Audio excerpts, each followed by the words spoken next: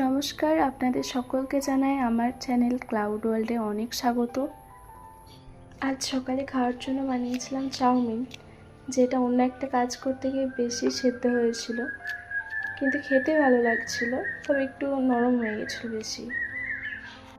আর কাজের চাপ অনেক বেশি থাকার কারণে রান্নাও সেরকম বেশি কিছু করতে পারিনি।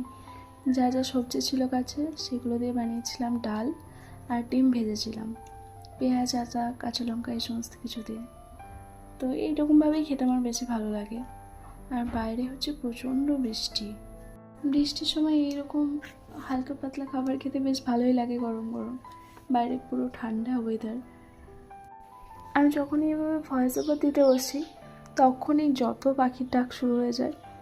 আর তার উপর হচ্ছে বৃষ্টির সাউন্ড তো আছেই। আর বিকালে বানাচ্ছিলাম আমার পাশের বাড়ি এক দিদির মেয়ের পুতুলের জন্য ক্লে দিয়ে হার।